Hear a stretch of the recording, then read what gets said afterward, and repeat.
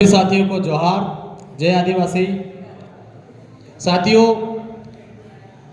आप लोगों से थोड़ा सा मेरा सा ये निवेदन है कि जो हमने जो थीम रखी है, हमारे जो समाज में काम करने की एक परंपरा होती है, एक रीति रिवाज होती है, हमारे जो संगठन है ना। संगठन क्या है, किसका संगठन है और किसने बनाया संगठन, ये मायने रखना जरूरी है कि ये संगठन कर क्या रहा है, किस दिशा में जा रहा है। आज मैं आप लोगों को बताना चाहूंगा कि ये जो थीम रखी है जयेश मिलन समारोह, इसमें इसका मेन मोटो क्या था। आप लोगों से आपकी बात हमारे तक आना चाहिए। हम आपसे जानना चाहते थे कि आप लोग इस समाज को, इस संगठन को किस दिशा में लेके जाना चाहते हो। लेकिन एक सोचने वाली बात है कि आप इस कार्यक्रम में आए जरूर हो, लेकिन ना तो आपका मन यहाँ पर है, ना आपका शरीर यहाँ पर है। ये सबसे बड़ी हमारे समाज के पढ़े लिखे युवाओं की और हमारे जो समाज के वरिष्ठों की कहीं ना कहीं गलत सोच है। हम ये चाहते हैं कि ये युवा, ये समाज और ये वरिष्ठ अपने हाथ में सत्ता को ले, लेकिन जब लेने की बात आती है, जब आप बैठ नहीं पाते हो, तो बताइए कि आपके साथ में अन्याय अत्याचार कैसे खत्म होगा? होगा क्या? नहीं होगा। आज हम ये व्यवस्था इसलिए करी थी कि आप लोग कुछ ऐसा डिसीजन लो, एक ऐसा मुद्दा उठाओ जिससे कि हमारे समाज को, हमारी सोसाइटी को, जब हम ग्राम सभा की बात करते हैं, जब हम विधानसभा की बात करते हैं, जब हम लोकसभा की बात करते हैं, तो कैसे बात होगी? इसके लिए क्या करना पड़ेगा? बैठना पड़ेगा। लेकिन जब हम बैठ नहीं पाएंगे तो बात होगी क्या? नहीं हो पाएगी। अरे जिस उंगली का तुम इस्तेमाल करते हो, ये जो उंगली है, हर साल 5 साल में एक बार तुम किसी ना किसी पार्टियों को वोट करते हो। क्यों करते हो? क्या जरूरत है? आर्टिकल 21 बोलता है कि कोई जोर जबरदस्ती नहीं है आपको वोट देने का। जब आपके साथ में गलत होता है तो आप तो उसका बहिष्कार कर देना चाहिए। क्यों देते हो वोट? मेरा आप सभी लोगों से, सभी युवाओं से सवाल है, आपको क्या आवश्यकता है वोट देने की? और क्यों देते हो वोट? और किस लिए देते हो वोट? नहीं करना हमको कोई विधानसभा की इस पे चर्चा नहीं करना है। सिर्फ आप लोगों से मेरा सवाल है, आप वोट देते क्यों हो और क्यों देना जरूरी है वोट? कोई बता सकता है क्या? अरे अपने बच्चों की पढ़ाई के लिए जो सरकारी स्कूल तुम्हारे गांव में बनी है ना, इसको बनाने के लिए तुमको वोट देना बहुत जरूरी है। तुम्हारे गांव में जो सोसाइटी में जो अनाज आ रहा है ना, वो अनाज आपके पास आता है, इसलिए आपको वोट देना जरूरी है। आपके बच्चों को जो स्कॉलरशिप मिलती है, वो स्कॉलर आपके बच्चों को सही सलामत मिल जाए, इसके लिए वोट देना जरूरी है। आपके जल जंगल जमीन की सुरक्षा के लिए वोट देना जरूरी है। लेकिन हम ऐसे लोगों को वहां पे वोट दे देते हैं जो हमारे जल जंगल जमीन को खत्म कर रहे हैं। आज बात है सत्ता व्यवस्था परिवर्तन करने की। आपको मैं बताना चाहूंगा कि ये जो उंगली, आप एक साबुन खरीदते हो, वहां पे 10 बार सोचते हो कि यार मेरा ये जो साबुन है ये कितना देर तक चलेगा। आप सोसाइटी में जब अनाज लेने जाते हो तो आप बोलते हो कि यार अनाज अच्छा नहीं आया है। लेकिन जब आपके 5 साल लेने के लिए कोई व्यक्ति आपके बीच में आता है, जब आप सवाल नहीं करते हो, करते हो क्या? नहीं करते हो। और हम ये चाहते हैं कि आप वो सवाल करो। ये जयेश ने आप लोगों को इतना अच्छा मंच दिया है कि हर एक नेता को आप आपके गांव में आने से रोक देते हो, आप सवाल खड़ा कर देते हो वहां पे। लेकिन इस पे आप लोग भी बात नहीं करना चाह रहे हैं। हम चाह रहे थे कि हम एक ऐसे मुकाम पे पहुंचे। आज महू विधानसभा के अंदर में मैं पहली बार इस वर्ड का इस्तेमाल कर रहा हूं, महू विधानसभा। आज तक मैंने किसी भी भाषा में इस शब्द का इस्तेमाल नहीं किया, लेकिन करना इसलिए पड़ रहा है। जब हम हमारे गांव की पंचायती में बैठे तो हमारे घर पे पत्थर फेंके गए, हमारे घर के दरवाजे तोड़े गए। किस लिए? हम हमारे गांव की पंचायती में बैठे हैं, मुझे किसी लोगों से कोई दिक्कत नहीं है। लेकिन भैया, हमने समाज के लिए क्या गलत किया? ये जयेश के युवाओं ने जो अपनी पढ़ाई लिखाई छोड़ देते हैं सिर्फ समाज के लिए, जब कार्यक्रम होता है तो ये भी नहीं सोचते कि उसकी नेट की एग्जाम है कि सेट की एग्जाम है, और समाज में काम करते हैं। ऐसे लड़कों के रूमों पे पत्थर फेंके जाते हैं, उनके दरवाजे तोड़े जाते हैं। किस लिए? क्योंकि ये समाज में काम कर रहे हैं, समाज को एक नई दिशा में दे रहे हैं। भाई लोगों, आप लोगों से हम यही उम्मीद करते हैं, क्योंकि जब तक आप इस व्यवस्था में परिवर्तन नहीं करोगे तो यही दरबार और ठाकुर आप लोगों पे राज करेंगे। आज मैं आपको बताना चाहूंगा 2011 की रिपोर्ट जो बोल रही है, मैंने भी कल ही देखा। मैंने सोचा कि जब सारी दूर से ये जो बातें आ रही है, चुनाव की बातें आ रही, तो क्यों नहीं थोड़ा सा एनालिसिस किया जाए। तो जब मैंने देखा यानी कि 1,53,16,000 मध्य प्रदेश में आदिवासियों की जनसंख्या है 2011 के अनुसार। कितनी? 1,53,16,000 आदिवासियों की जनसंख्या है, और प्रतिशत में देखें तो 21.10, यानी कि हर एक आदिवासी जो है ना मध्य प्रदेश में, आदिवासियों की जनसंख्या है कि हर 5वां व्यक्ति आदिवासी है। हर 5वां व्यक्ति आदिवासी है। अगर हम इनकी ऐसे करके पकड़ भी लेंगे ना, तो मध्य प्रदेश में आदिवासियों का कब्जा हो जाएगा। हमको कोई सिस्टम की आवश्यकता नहीं है। लेकिन क्या वो करने के लिए आप तैयार हो? नहीं हो। इसीलिए हमको ये रास्ता चुनना पड़ेगा। जब हम आपके बीच में जाते हैं कि हम ग्राम सभा की बात करें, ग्राम सभा का मतलब होता है पूर्ण रूप से चुनाव का बहिष्कार। ये उंगली का जब हम वोटिंग मशीन में डालते हैं ना, इसका इस्तेमाल बिल्कुल भी नहीं होगा। तब जाके आपकी ग्राम सभा चलेगी। राज्यपाल को मध्य प्रदेश में 2 लाख ग्राम सभा की आवश्यकता है, तब जाके वो चुनाव का बहिष्कार करेगा।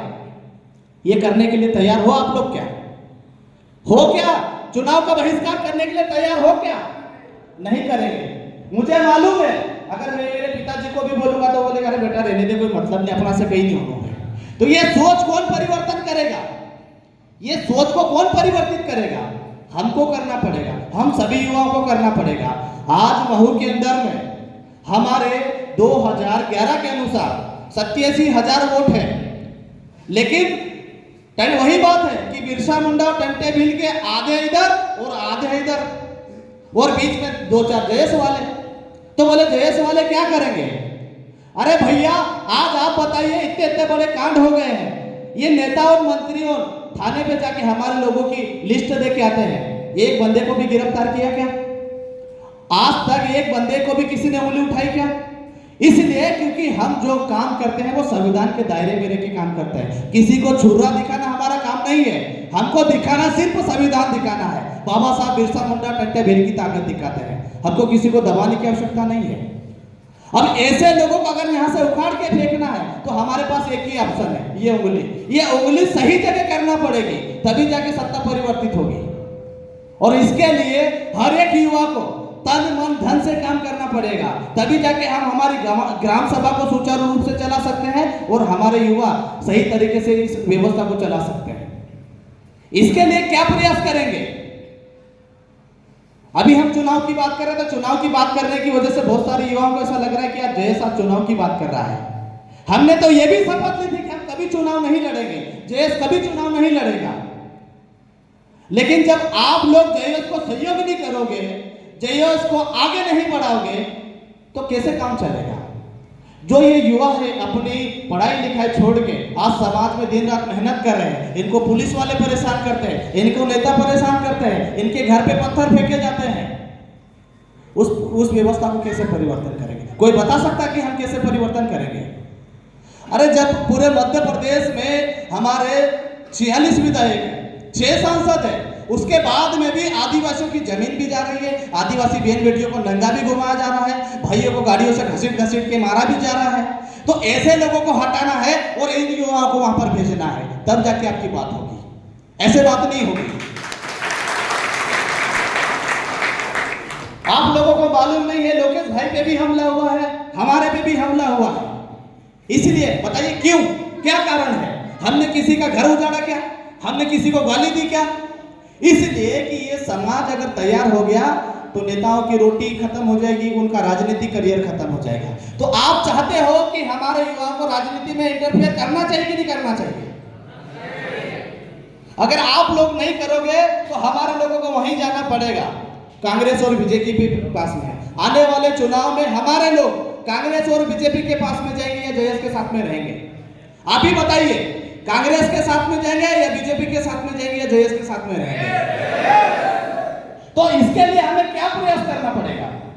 हम ये नहीं बोल रहे हमको नहीं करना राजनीति, लेकिन आने वाले चुनाव में पूरा समाज शपथ ले कि हम ना कांग्रेस को वोट वोट करेंगे ना बीजेपी को वोट करेंगे। लेगा क्या? जब जाके हमारी बहन बेटियों की आबरू सुरक्षित रहेगी, हमारा जो जल जंगल जमीन है वो सुरक्षित रहेगा। आज इस पाताल पानी में हमारे पास 1 इंच जमीन नहीं है। टंटे भील का मंदिर बनाने के लिए कब से अप्रूवल पड़ा हुआ है, लेकिन मंदिर नहीं बन पा रहा। क्यों? क्योंकि विधायक मनोवादी विचारधारा के लोग हैं, जो यहाँ के आदिवासी लोगों को बोलते हैं कि ये तो जनजाति लोग हैं, ये तो वनवासी लोग हैं, ये तो विचित्र लोग हैं। अगर फिर ऐसे लोगों को हम अगर वहां पे भेज देंगे विधानसभा में, तो क्या आवाज उठेगी आप लोगों की?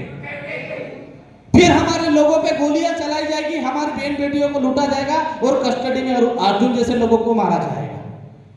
क्यों? क्योंकि हमारे समाज की ताकत नहीं है। हमारे भाई जरूर राजनीति में है, लेकिन वो राजनीति में नहीं, राजनीति से दूर है। राजनीति होना चाहिए, समाज की राजनीति होना चाहिए। राजनीति में समाज को इन्वॉल्व नहीं करना है, लेकिन समाज राजनीति करे, ये सबसे बड़ा प्रश्न है। आज हमारे पूर्व वक्ता ने बोला कि हमें व्यवस्था परिवर्तन पे जाना चाहिए, हमें ग्राम सभा की बात करना चाहिए। अगर जिस व्यवस्था को लेकर राजस्थान के लोग निकले थे, उन्होंने राजस्थान में पार्टी का गठन किया, तो कहीं ना कहीं उनको भी लगता है कि हमारे लोगों की मानसिक ये बन चुकी है मानसिकता कि कहीं ना कहीं हमारे लोगों को राजनीति में जाना चाहिए। हमने तो यह संकल्प ले लिया था कि महू के हर एक ग्राम पंचायत में हम ग्राम सभा का विस्तार करेंगे। हमारे लोगों को जो जल जंगल जमीन और वन अधिनियम 2006 है, 13(3) का है, आर्टिकल 19 है, इसके तहत उनको इतना मजबूत बना दे कि अपनी लड़ाई वो खुद लड़ सके। लेकिन वो लड़ाई लड़ने के लिए आप ही तैयार नहीं हो। आज ये चर्चा आ रही है कि भाई जयेश चुनाव की बात कर रहा है। अरे जयेश सिर्फ चुनाव की बात कर रहा है, तुम्हारे घर में पड़ोस में तुम्हारा भाई ये काका है, वो कांग्रेस और बीजेपी की बात कर रहा है, तो वो चुनाव की बात नहीं कर रहा क्या? कर रहा है ना। तो अपने समाज के हित के लिए अगर जयेश चुनाव की बात कर रहा है, तो क्या गलत बात कर रहा है? आज 1-1, 2-2 बाटल के लिए 34(2) का केस बना देते हमारे युवाओं पे। अरे भले ही अपनी सुरक्षा के लिए उसने कहीं वो प्याज काटने के कभी छुरी भी गलती से उसके हाथ में आ गई तो बोले तो हथियार लेके घूम रहा था। ऐसे आरोप हमारे युवाओं पे लगाया जा रहा है। बताओ कौन सा नेता इस आरोप को रोकने के लिए खड़ा हुआ? क्या यहाँ का दरबार खड़ा हुआ? क्या यहाँ की उषा ठाकुर खड़ी हुई कि हमारे युवाओं को बचाने के लिए? उल्टे थाने पे जाके लिस्ट देते हैं कि मांगला जैसे गांव से इतने लोग ऐसी अपराधी गतिविधि को अंजाम देते हैं, फलाने गांव से इतने लोग ऐसी गतिविधि को अंजाम देते हैं। ये लोग और यही लोग चुगली भी करते हैं, वापस हीरो बनने के लिए वापस इनको छुड़ा के भी ले आते हैं, और ऐसे लोग उनकी संरक्षण में जाके हमारे लोगों पे अत्याचार करने लग जाते हैं। तो ऐसी मानसिकता को हमको खत्म करना पड़ेगा, इसलिए हमको चुनाव में आना जरूरी है। अगर आप सभी भाइयों का सहयोग रहा, बड़े बुजुर्ग का सहयोग रहा, तो हम मैदान में आएंगे, नहीं तो नहीं आएंगे। अगर आप सब लोग डिसाइड करें, हर गांव का युवा बुजुर्ग माता बहनें ये संकल्प ले लें कि कांग्रेस बीजेपी को इस बार हम लात मारेंगे और सिर्फ मैदान में हमारा समाज आएगा और जय संगठन आएगा, तब हम ये कार्रवाई करके देख सकते हैं। और बता दूं आपको मैं कि आने वाले 2028 के चुनाव में यहाँ की जो जिला जो अध्यक्ष की जी सीट है वो आदिवासी की है। तो आप बताइए कि ऐसा आदिवासी हमको लीडर चाहिए जो पूरे इंदौर जिले को बिल्कुल हिला के रख दे। ऐसा आदमी नहीं चाहिए कि जो अपने बेटे को नौकरी नहीं दिला सकता। ये पाताल पानी हेरिटेज बन गया, लेकिन वह उसको झाड़ू लगाने वाला आदमी नहीं बना सकता। ऐसा व्यक्ति चाहिए क्या? हमने देखे हैं महू में ऐसे लोग जो अपने बेटे को नौकरी में नहीं लगा सकता, तो समाज के बारे में कैसा काम करेगा वो? तो हम ये चाहते हैं कि ये जो 4 सीट है जिला प्रतिनिधि की जो 4 सीट है महू के अंदर में, इन्हें पूरे इंदौर में सिर्फ महू में 4 सीट है आरक्षित है आदिवासियों के लिए, और आदिवासी ही अध्यक्ष बनेगा, ये भी तय है। तो हम ये चाहते हैं कि जयेश के युवा इतना मेहनत करें कि ये चारों की चारों सीट हमारा समाज जीते और जयेश जीते, तब जाके हम इसको परिवर्तन करें। फिर इन कांग्रेस और बीजेपी को दिखाएंगे कि ये टंटिया भील की जमात है, जो बोलती है वो करके दिखाते हैं। अब जिनको जयेश ने समर्थन किया वो नेता तो बन गए, प्रतिनिधि तो बन गए, लेकिन आज समाज के कार्यक्रम में आने से डरते हैं। उनको ये लगता है कि भैया हम जाएंगे तो कांग्रेस हमारे से नाराज हो जाएगी, बीजेपी वाले बोलते हैं कि भैया हमारे से बीजेपी नाराज हो जाएगी। ये कंडीशन है। हमने बीजेपी को भी जिताया, हमने कांग्रेस को भी जिताया, लेकिन इसलिए क्योंकि आदमी हमारे समाज का व्यक्ति था। लेकिन आप बताइए क्या वो आदमी यहाँ आके बैठने के लिए तैयार है? तो हमको अब चाहिए कि हमारा जो समाज है, हमारे समाज के ये जो युवा है, ये निर्णय ले और आने वाले विधानसभा चुनाव में हम भले ही हार जाएंगे, हमें मालूम है कि हमारा समाज इतनी जल्दी हमारे पे भरोसा नहीं करेगा, लेकिन अगर आप सब युवाओं ने ठान लिया तो इनके झंडे और बैनर अगर हमारे गांव में टांगने नहीं देंगे तो किसी की मजाल है कि इस कारवा को रोक सकता है क्या? तो संकल्प ले कि हमको कांग्रेस और बीजेपी के एक भी झंडे हमारे गांव में नहीं दिखना चाहिए, क्योंकि शेड्यूल एरिया है और आज भी वन अधिनियम 2006 लागू है, चाहे एक व्यक्ति हो चाहे पूरी सोसाइटी हो। ये भले बोले कि इंदौर में हमने लागू नहीं किया है, इसको संरक्षित एरिया नहीं घोषित किया है, लेकिन वन अधिनियम 2006 का पहला पैराग्राफ आप पढ़ के देखोगे, उन्होंने स्पष्ट लिखा है कि जहां आदिवासी है वहां पर ये चीजें लागू होगी, भले वो एक हो या हजारों की संख्या में हो। तो ये हमारे लोगों को पता नहीं है, इसकी वजह से इनके झंडे और डंडे हमारे टपरे पर टंगे मिलते हैं। इसलिए हम आप लोगों से कहना चाहते हैं कि ये जो जयेश है ना, इसको अपना समाज समझो, अपना परिवार समझो, इसको संगठन मत समझो। ये संगठन नहीं है, ये हमारा अपना समाज है। हम इसलिए मेहनत से इसमें काम करते हैं क्योंकि हमारे समाज को कोई जिंदा रख सकता है, हमारे जल जंगल का कोई जिंदा रख सकता है। तो ये जयेश क्रांति है, ये विचारधारा है, ये हमारे पुरखों की विचारधारा है। ये जो तस्वीरें लगी है ना, ये तस्वीर ऐसे नहीं लगी है, ये समाज को जिंदा रखने के लिए इन्होंने अपने आप को बलिदान दिया है, तब जाके आज ये समाज, ये कारवा खड़ा है। इसलिए नहीं विधानसभा में जाने के लिए, लोकसभा में जाने के लिए नहीं। लोकसभा में तो ऐसे जाते हैं, बोले मैंने जयेश को पूर्ण तरीके से खत्म कर दिया तो बोले राज्यसभा सांसद बना दिया। ऐसे लोगों को नहीं भेजना हमको, ऐसे लोगों को भेजना है जो संविधान की बात करे, जो 5वीं अनुसूची की बात करे। और ऐसे भी लोगों को हमने भेज दिया जो 5वीं अनुसूची की बात करते हैं, लेकिन वहां जाके मास्क लगा के बैठ गए, चेहरा छुपा के बैठ गए, जिन्होंने अभी तक उस 5वीं अनुसूची के एक पैराग्राफ के ऊपर भी बात नहीं करी है। ऐसे लोगों को हमको नहीं भेजना है। अब ऐसे लोगों को भेजना है जो हमारे जल जंगल जमीन, हमारे जो पुरखे हैं, हमारी जो जमीन है उसके बारे में बात करें और उस पर दृढ़ता से काम करें, चाहे वो विधायक रहे या ना रहे, चाहे वो आम आदमी हो, लेकिन डर ऐसा होना चाहिए समाज का सामने वाले व्यक्ति को कि वो आगे यहाँ पर बैठ जाए। ये हमारी व्यवस्था हमको हमारा समाज करके देगा। हम समाज से अपेक्षा करते हैं कि समाज इस बात के लिए निर्णय ले कि वो कांग्रेस बीजेपी का बहिष्कार करने के लिए तैयार है तो हम मैदान में आएंगे, नहीं तो नहीं आएंगे। हमको हमारे समाज से अपेक्षा है। हम नहीं बोल रहे कि हमको चुनाव लड़ना है, लेकिन आप बताइए हमने इतनी मेहनत करी, इसलिए नहीं कि हमको राजनीति करना है, इसलिए मेहनत करी है कि मनोवादी विचारधारा को खत्म करें। आज देश में क्या हो रहा है, भारत ब्रिटिश इंडिया, तो अब सिर्फ भारत, क्योंकि इंडिया से इंडिजिनस की बात आती है, दुश्मन सत्ता में बैठा है इसलिए वो इंडिया को हटा के सिर्फ भारत की बात कर रहा है, क्योंकि भारत आर्यव्रत है, हिमव्रत है, इसलिए वो उसकी बात कर रहा है, इसलिए बात कर रहा है क्योंकि वो सत्ता में बैठा है और हमारे लोग मूल मालिक लोग हैं, वो सत्ता में है नहीं। सतीश दादा ने कहा था कि जब तक आप आपकी व्यवस्था बनाओगे तब तक आप मारे जाओगे, इसलिए व्यवस्था ही उनसे छीन लो।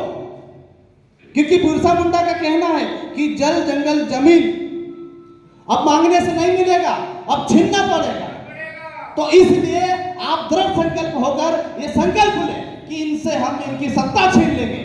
हमको नई सत्ता नहीं बनाना है, इनसे इनकी सत्ता ही छीनना पड़ेगा, तब जाके हमारे समाज को जो हमारे जो अधिकार है वो बचेंगे, नहीं तो नहीं बचेंगे साथियों। तो साथियों, आज हम इस बात से आप लोगों से हम उम्मीद करते हैं कि प्रत्येक युवा अपने गांव में, अपनी पंचायत में, अपने समाज के वरिष्ठ जनों को बिठाए और उस पर चर्चा करें। क्योंकि आज 2 दिन पहले जो हमारे गोवाड़ी पिपलिया में जो पंचायती हुई थी, उसमें मेरा समाज डिसीजन नहीं दे पाया कि सही क्या है और गलत क्या है। तो मुझे ऐसा लगता है कि कहीं ना कहीं जो हमारी ग्राम की व्यवस्था है वो बिल्कुल खत्म होते दिखी और ऐसा लगा कि हो सकता है कि जैसे कि गुंडे मवालियों का राज चल रहा। तो बड़ा दुख हुआ और उससे बड़ी दुख की बात है कि हमारे भाइयों पे हमला कर दिया, हमारे घरों के दरवाजे तोड़े गए। तो आप बताइए कि समाज को क्या संरक्षण है, कौन बचाएगा? न तुम्हारे साथ में पुलिस है, न तुम्हारे साथ में तुम्हारा नेता है, न तुम्हारा सरपंच है, न तुम्हारा विधायक है, तो इस दिशा में हमारा समाज कैसे काम करेगा? तो आप भाई लोगों, सभी लोगों से निवेदन है कि हम चाहते हैं कि इस बार जयेश मैदान में आए और इन दोनों पार्टियों को टक्कर दे। तो आप सभी का अगर योगदान है और सहमति है तो हम इस पे आगे चर्चा करेंगे, अन्यथा नहीं करेंगे। और साथियों, हमारे जो युवा है समाज के कार्यक्रम में आते हैं, गमछे लेके चले जाते हैं, तो ये सबसे बड़ा दुख का कारण है कि हम एक तो सीखना नहीं चाहते, सीखने के साथ में बैठना नहीं चाहते, तो इसलिए कहीं ना कहीं हमारा समाज और पीछे जाता जा रहा है। आपको जैसे अभी हमारे अर्जुन अपने संजय भाई ने आपको जो गधे का उदाहरण दिया था ना, तो ऐसा कहा कि वो गधे का उदाहरण हमारे पे साबित हो जाए। इसीलिए युवाओं से निवेदन है कि कृपया करके ऐसी गलती ना करें। हम किसी भी कार्यक्रम में आए तो व्यवस्थित तरीके से बैठे, अपनी बात रखें। ये पूरा मंच आपका है, हमारा नहीं है। हमारा तो इसको करने के लिए, इसको ऑर्गेनाइज करने में सिर्फ योगदान है, बाकी पूरा मंच आपका है, पूरा कार्यक्रम आपका है।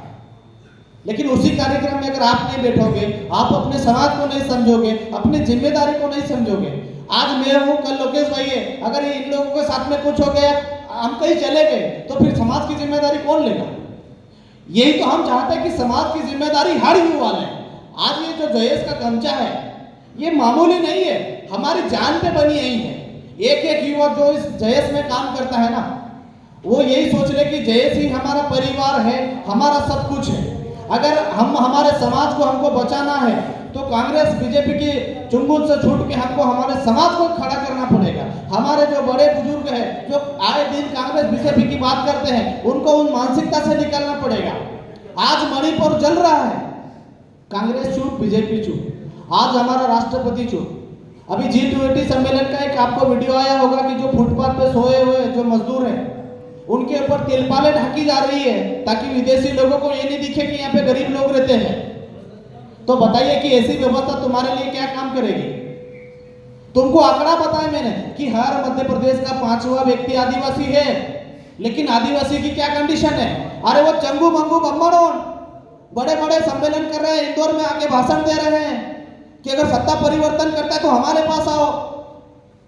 लेकिन मेरा समाज तो सोया हुआ, उसको मालूम ही नहीं है कि वो देश में उसकी तादाद कितनी है, मध्य प्रदेश में उसकी तादाद कितनी है। मैं वही बोल रहा कि अगर ये 5 लोगों के बीच में एक आदिवासी खड़ा हो जाएगा ना, तो वो हिलने लग जाएंगे। लेकिन वो 3% ब्राह्मण और फैसला कर रहे हैं कि राजनीति में हमारा प्रभुत्व है, तो तुमको शर्म आना चाहिए। साला किसी सीएम की वक्त नहीं हमारे आदिवासी समाज के आगे। लेकिन हमारे नेता देख लो, 47 होने के बाद भी चुप है। उनको यह भी नहीं मालूम है कि वास्तव में हमारा आदमी, अगला 5वां आदमी हमारा आदिवासी है। ये कंडीशन है। तुमने देखा ना, वो मिश्रा अभी इंदौर में भाषण दे रहा है कि बोले अगर सत्ता में परिवर्तन करना है तो बोले ब्राह्मणों को पूछना पड़ेगा। और एक वो धीरेन्द्र शास्त्री, ये लोग सत्ता परिवर्तन की बात करते हैं। इनको पूछो तुम्हारी मध्य प्रदेश में जनसंख्या कितनी है? अरे 3% नहीं है, इसे 3 उंगलियों में गिन लेंगे। लेकिन जिसकी करोड़ों में जनसंख्या है, करोड़ों में, उसका क्या कंडीशन है? लाइन लगा रहा है सोसाइटी में 1-2 रुपए किलो के अनाज के लिए। अरे मालिक हो तो मालिक जैसी बात करो। अभी भाई बोल रहे थे कि हम टिकट मांगने के लिए जा रहे हैं, क्यों मांगेंगे हम? अगर समाज खड़ा होकर मांगने की जरूरत है क्या? अगर बहु विधानसभा के लोग ठान ले कि हमको सिर्फ हमारे समाज का ही वोट चाहिए, तो किसी के आगे भीख मांगने की जरूरत है क्या? तो साथियों, मैं अपनी बात को यहीं विराम दूंगा और आप लोगों से यही अपेक्षा करता हूं कि ये बात हमारे समाज के एक एक युवा को, एक एक बुजुर्ग को, एक एक महिला को पता होना चाहिए कि हमारे मध्य प्रदेश में जनसंख्या कितनी है। उसी आधार पे हम चुनाव लड़ेंगे, चाहे वो जनरल की सीट हो, चाहे सामान्य सीट हो, चाहे एसटी की हो, चाहे एससी की हो, चाहे ओबीसी की हो। दावेदारी हम करें, क्योंकि समाज हमारा है तो नेता भी। जोहार, जय आदिवासी।